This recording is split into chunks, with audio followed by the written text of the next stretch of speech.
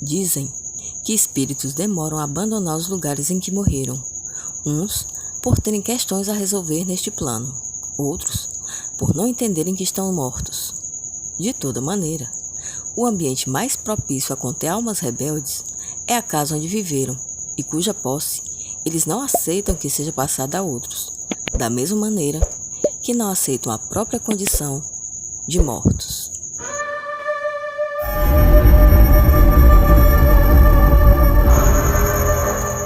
A casa estava desabitada há décadas. Ficava no final de uma rua um pouco desolada e escura. Até que uma família se mudou para lá. Tratava-se de uma antiga mansão rural, com belos detalhes rústicos e espaço de sobra para toda a família, que aliás não era grande o suficiente para ocupar todos os cômodos da casa. Era apenas um casal e uma menina, de 6 anos, de maneira que algumas partes da residência, a princípio trancadas, continuariam assim por muito tempo, apesar da presença de uma nova família naquele lar. Em pouco tempo, descobriram que a casa não estava tão vazia quanto imaginavam. Havia um gato preto na casa. Aliás, uma gata. Não se sabe a quem pertencia, mas o fato é que muito depressa ela se adaptou aos novos membros da família, como se já os conhecesse de longa data. A gata jamais miava, era sempre uma presença silenciosa. Também não comia, o que fez com que as pessoas se perguntassem intrigadas como aquele animal tinha podido viver por tanto tempo dentro de uma casa abandonada sem que ninguém cuidasse dela. Por algum motivo que a razão não explica, a criança, desde o princípio, teve horror ao animal e desde a primeira noite teve pesadelos com o bicho, talvez estranhando a casa nova, como pensou a mãe dela, decidindo levá-la para dormir com o casal. Mas 2 dias depois, como a menina ainda protestasse por dormir sozinha, a mãe decidiu exigir que a criança se habituasse ao próprio quarto. Por esse motivo, a menina chorava todas as noites, dizendo que a gata não a deixava dormir. No entanto, a gata nunca estava no quarto quando os adultos vinham vê-la. Aliás, a gata dormia fora. Sumia-se pelo mato crescido do quintal ao fim de cada tarde e não se via mais ela, até o dia seguinte. Apesar de que encontrar uma gatinha em uma casa que estivera fechada por tanto tempo tivesse sido uma grata surpresa, eles começavam a dar-se conta de que aquele animal tinha uma presença sinistra, sempre seguindo-os pela casa ou observando-os em silêncio, sempre de algum ponto em que se assustavam quando a viam. De toda maneira, havia muito que se organizar na casa nova, muita bagagem para arrumar e muitos dos cômodos precisavam ainda ser descobertos. A parte mais atrás do quintal nunca tinha sido explorada por nenhum dos novos habitantes. Mas isso podia ficar para depois. Havia tanto o que fazer que mesmo os questionamentos a respeito daquela gata e a quem pertencia foram sendo esquecidos, em função das tarefas mais urgentes. Mas essa calmaria não duraria para sempre. Em uma noite, quando a família estava na sala, uma ventania invadiu a casa, sacudindo as janelas, causando um susto imenso na família. Entretanto, a gata observou calmamente algo com os olhos, como se enxergasse uma presença invisível aos demais. Logo em seguida, tratou de acompanhá-lo e sumiu pelo corredor, muito atenta, como se houvesse de fato alguém que interagisse com ela. Esse detalhe não escapou da atenção da mulher, mas como pelas janelas abertas começou a entrar uma brisa congelante, ela tratou de fechar as janelas e esqueceu da gata. A partir desse fato, uma série de eventos estranhos começaram a acontecer. A criança chorava todas as noites, mas em uma dessas noites em particular, ela não chorou. O quarto se manteve silencioso, pois dessa vez foi o pai quem teve pesadelos.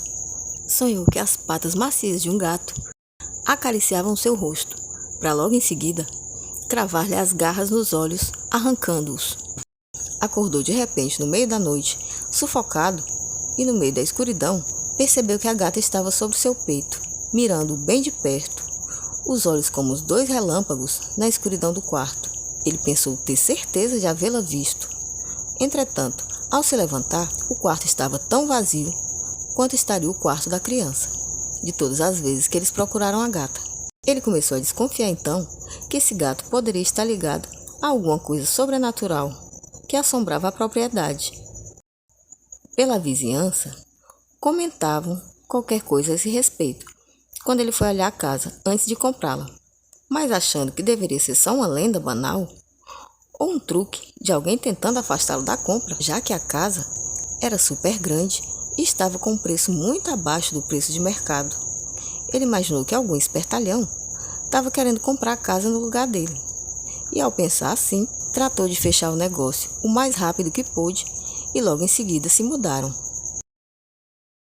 Agora, no entanto, ele estava assustado e decidiu perseguir a gata, observá-la, nem que fosse apenas para provar a si mesmo que nada daquilo fazia sentido. Decidiu não comentar nada com a família para não assustar ninguém, mas quando o dia amanheceu, tratou de procurar a gata por toda parte da casa e, não a encontrando, decidiu-se embrenhar-se mata dentro até o fundo do quintal, por onde a gata costumava sumir a cada fim de tarde. Surpreendido, percebeu que o espaço na parte de trás de sua casa era muito maior do que ele jamais imaginara. Depois de alguns minutos caminhando, afinal encontrou a gata. Ela olhou para ele calmamente, como se o esperasse. Em seguida, a gata começou a andar, parando de vez em quando e olhando para trás, como que para se certificar de que o homem continuava seguindo ela. E ele continuou, tendo um tipo de pressentimento que a gata indicava um caminho a seguir. De fato, depois de mais alguns minutos, viu por detrás de umas moitas um tipo de cemitério em ruínas, com lápides rachadas, quebradas e um amontoado de pedaços, onde as inscrições, de tão envelhecidas, não permitiam ler nenhuma palavra. Portanto, não se podia ler o nome de nenhuma pessoa entre os mortos enterrados ali. Sobre uma dessas lápides, a gata simplesmente sentou-se, olhou para o homem fixamente, da mesma maneira que ele tinha visto no pesadelo, e, para espanto completo, ela começou a falar, com a mesma naturalidade de que um gato normal teria miado. Apontou a lápide e disse que ali estava sua dona, a dona da casa. Disse também que se chamava Vingança e habitava aquela casa há séculos. O homem, nessa hora, arrepiou inteiro e imaginou ter enlouquecido ou estar preso ainda naquele pesadelo. Mas não resistiu ao impulso de perguntar à gata sobre o que era a vingança, contra quem e o que tinha acontecido. A gata estendeu-se preguiçosa sobre a lápide e, lambendo uma das patas, respondeu: "Logo você saberá. Vai acontecer com você e com todos que estiverem nessa casa." E ao dizer isso, deitou-se e murchou sobre a lápide como um animal que estivesse morto há anos. E por fim, tornou-se nada mais que uma grande mancha sobre a lápide envelhecida. O homem agora, vendo-se sozinho outra vez, teve uma náusea. Pensou que o coração ia estourar de tanto terror. Sentiu um tremor percorrer-lhe o corpo inteiro, porém, no instante em que pensou que iria desmaiar, foi tomado de uma adrenalina absurda que fez com que ele corresse de volta até em casa e, sem nada dizer, recolheu pelo braço a esposa e a filha e partiu daquela casa no mesmo instante. Dias depois, puseram outra vez uma placa de venda na frente da casa. Outra vez apareceram interessados e, por fim, outra vez, a vizinhança os preveniu dos perigos de habitar aquela casa. Mas, como é conhecido por todo mundo, um preço chamativo tem mais peso do que qualquer conselho, por mais bem intencionado que seja. A nova família que ocupou a casa era absolutamente diferente da primeira. Numerosa, tinha 8 pessoas e, tal como a primeira, também conheceram a vingança, a gata preta que havia pertencido a uma antiga proprietária cuja morte gerou a maldição na casa e que estava sepultada no fundo do quintal, sem que a família fizesse a menor ideia disso. Ao contrário da primeira família, entretanto, eles nunca se deram o trabalho de seguir a gata e descobrir o mistério sombrio que envolvia aquela casa. E assim, dessa forma, desavisados, foram encontrados os 8, uma semana depois, mortos no quintal, sem nenhuma explicação. Para a polícia, um caso sem solução, já que ninguém havia entrado ou saído da casa. Não havia marca nenhuma de violência nos corpos. Havia apenas uma gata preta observando a cena. Resolvidas as pendências inerentes a esse caso, a casa macabra foi fechada e a placa de vende-se, outra vez dependurada no portão. Bom, gente, por hoje é isso. Eu espero que vocês tenham gostado da história e, sempre lembrando, todos os gatos são amáveis, maravilhosos e não faz a menor diferença se é branco, se é tingido, se é preto, tudo é gato, tudo é digno de afeto. Então a gente coloca gato preto somente porque existe muita superstição e a gente aproveita como gancho para criar um terrorzinho. Mas eu mesma já tive muitos gatos pretos e zero terror, nada a ver. E super desaconselho qualquer tipo de preconceito ou de maltrato a esses animaizinhos, tá? Então, explicada essa parte, obrigada pela companhia. Se você ainda não é inscrito, se inscreve, fica aqui com a gente no entorno da fogueira, curte, compartilha, comenta aí se você gostou, me dá alguma dica de que tipo de história você quer ver aqui no canal.